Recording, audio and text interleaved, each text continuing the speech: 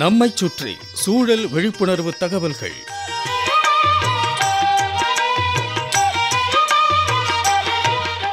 அன்புள்ள பிரபாகர் ஐயா அவர்களுக்கு உங்கள் மாணிக்கம் எழுதும் மடல். நலம் நலமறிய ஆவல். பயிர் சாகுபடியாகட்டும், அன்றாட பணிகளாகட்டும், தொழிற்சாலைகளாகட்டும், எதா இருந்தாலும் நம்ம நாட்டை பொறுத்த வரைக்கும் தண்ணீர் என்பது ஒரு முக்கியமான இடுபொருள். ஏன் உலக அளவில் தண்ணீருக்கு அதிக முக்கியத்துவம் அளிக்கப்படுது. நமக்கு தெரிந்த தண்ணீர் H2O. ஆனால் இப்போது வேறு ஒரு தண்ணீர் பற்றி அதிகம் பேசப்படுது. பாட்டிலில் அடைக்கப்பட்ட சுத்திகரிக்கப்பட்ட 1 லிட்டர் குடிநீரின் சராசரி விலை 20 ரூபாய் 25 ரூபா. மழை நீர் தான் இருக்கிறதுலையே மிகவும் சுத்தமான நீர்னு வல்லுநர்கள் சொல்கிறாங்க. இனி ஓர் உலக போர் வருதுன்னா அது தண்ணீருக்காகத்தான் வரும், நடைபெறும் அப்படின்னு தண்ணீர் தேவை, தண்ணீர் பயன்பாடு பற்றி நிறைய தகவல்கள் சொல்லப்படுது. மழை நீர், மினரல் வாட்டர், சுத்திகரிக்கப்பட்ட தண்ணீர் இதெல்லாம் நமக்கு தெரிஞ்சது தான். ஆனால் பிரபாகர் ஐயா, மறை நீர் கேள்விப்பட்டிருக்கீங்களா?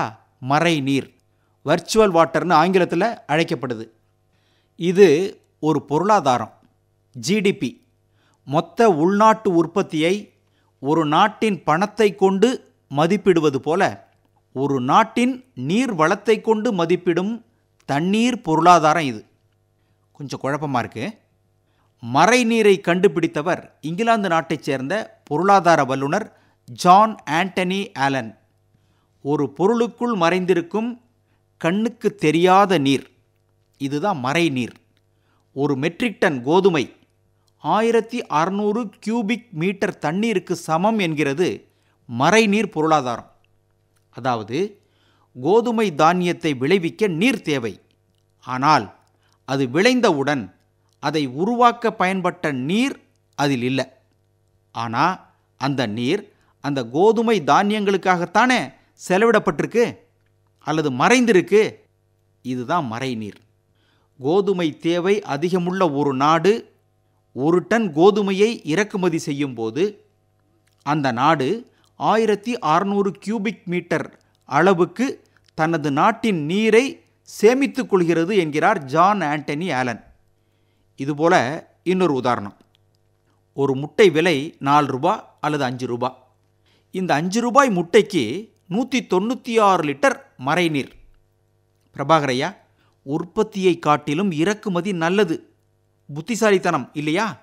நமது வளத்தை நாம் பாதுகாத்து வைத்துக்கொண்டு வெளிநாடுகளில் இருந்து வாங்கி கொள்ளலாமே. காசு இருந்தால் போதும் போல இருக்கே.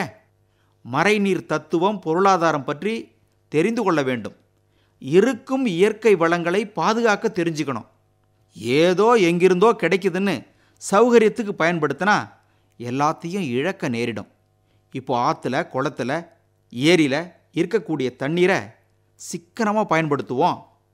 நெல் சாகுபடியாகட்டும், எந்த பயிர் சாகுபடியாக இருந்தாலும் இனி காய்ச்சலும் பாய்ச்சலுமான நீர் நிர்வாகம்தான் அவசியம்.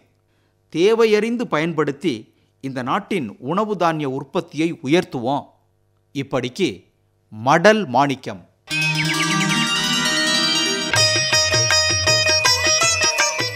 நம்மைச் சுற்றி சூழல் விழிப்புணர்வு தகவல்கள் கேட்டீர்கள்.